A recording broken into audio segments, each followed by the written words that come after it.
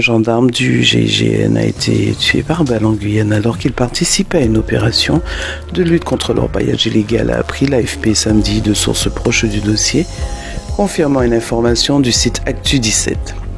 Le militaire âgé de 35 ans et père de 2 enfants était en opération sur le site d'orpaillage de Dorlin, au centre du territoire. Le gendarme sous-officier de gendarmerie de l'antenne GIGN de Cayenne était en mission conjointe avec l'armée française à Maripasoula, dans le parc amazonien de la Guyane, a précisé l'Élysée dans un communiqué. En 2022, les autorités françaises ont mené plus de 1000 patrouilles en forêt contre l'orpaillage illégal, saisissant 59 kg de mercure et 5 kg d'or selon un bilan de la préfecture. D'après les opérateurs miniers locaux, 10 tonnes d'or seraient extraites illégalement de Guyane chaque année par les Garimperos.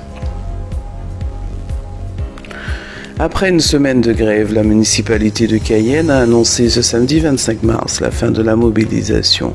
La maire Sandra Trochimara a annoncé par la même occasion la reprise effective de tous les services municipaux aux horaires habituels. Pour rappel, le 20 mars, plusieurs agents municipaux ont débuté un débrayage. Des piquets de grève avaient été dressés devant l'hôtel de ville et les locaux des services techniques. Ils dénonçaient le management agressif de plusieurs services. Les deux parties ont finalement décidé de faire table rase et de trouver une entente. Une solution a été trouvée pour la majorité des revendications, assure le syndicat UTG. Notamment, la direction du service de restauration scolaire pourrait être changée. Les branchements sauvages installés illégalement sur la route de Troubiran, Cayenne, ont été retirés. Des agents de la société EDF ont débranché ces câbles le vendredi 24 mars dernier. L'opération était encadrée par la police municipale et les agents du service technique de la ville de Remire-Montjoly. La circulation a dû être fermée pour permettre la déconnexion de ces raccordements électriques illégaux. Une entreprise d'espace vert a par la même occasion effectué l'élagage et l'abattage des arbres qui servaient auparavant de support de liaison. Pour rappel, ces branchements sauvages représentent un risque d'électrocution. C'est pour cette raison que la collecte des déchets avait été interrompue pendant une dizaine de jours par le prestataire de services de la CACL. Les agents craignaient l'électrocution. Rodolphe Jarre, 50 ans, a reconnu avoir fourni un soutien matériel et des ressources en sachant que cela servirait à séquestrer et tuer le dirigeant haïtien, selon son plaidé coupable. Il est le premier à reconnaître sa culpabilité parmi les 11 individus détenus aux États-Unis et accusés d'avoir planifié l'assassinat depuis Miami en Floride. Jovenel Moïse avait été tué en juillet 2021 par un commando de mercenaires colombiens dans sa résidence privée de Port-au-Prince sans que ses gardes du corps n'interviennent. Selon l'accusation, Rodolphe Jarre avait logé et armé les membres du commando. Il avait été présenté en janvier 2022 devant un tribunal de Miami après son arrestation en République dominicaine. Le procureur de Floride, Mackenzie Lapointe, avait annoncé lors d'une conférence de presse à Miami le 15 février l'arrestation de 4 autres suspects, dont le Vénézuélien Antonio Intriago et le Colombien Arcangel Pretel Ortiz. L'enquête américaine a révélé que ces 2 hommes, à la tête de la société de sécurité CTU à Miami, avaient prévu de séquestrer Jovenel Moïse pour le remplacer par un américano-haïtien, Christian Sanon. Brasilia a fait un nouveau pas important sur la voie de la discrimination positive.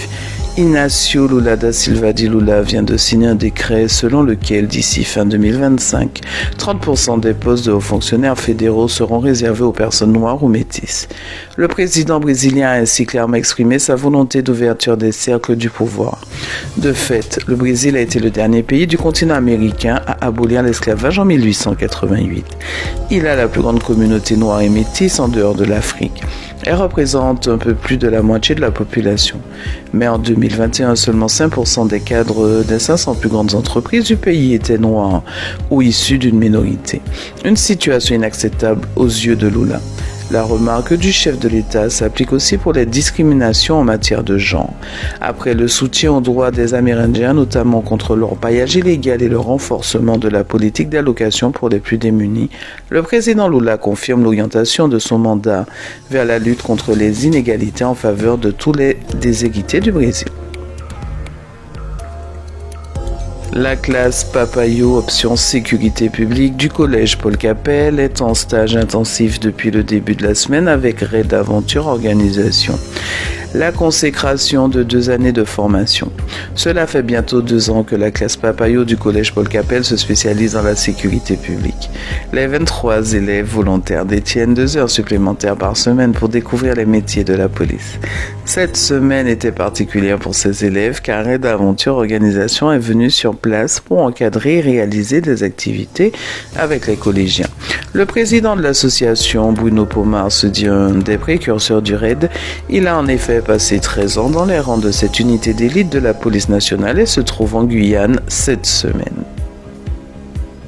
Le groupe de gospel Tambour pour Bondier fête son 15e anniversaire avec un grand concert ce dimanche 26 mars au Zéphyr. 15 ans, ça se fête. C'est par un grand concert gospel que le groupe Tambour pour Bondier célébrera ce week-end son 15e anniversaire. Nommé au Lion d'Or en 2015 dans la catégorie album traditionnel, inspiration traditionnelle, Tambour pour Bondier se démarque dans son style folklorique, tantôt du gragé, tantôt du lérol, tantôt du boléro. Le groupe a fait également le choix de ne chanter qu'en créole guyanais, mais avec toujours le même message de paix et espérance, mais aussi de transmission. C'est la fin de ce flash. Je vous remercie de l'avoir suivi et j'aurai le plaisir de vous retrouver vendredi prochain sur Radio Mayuri Campus.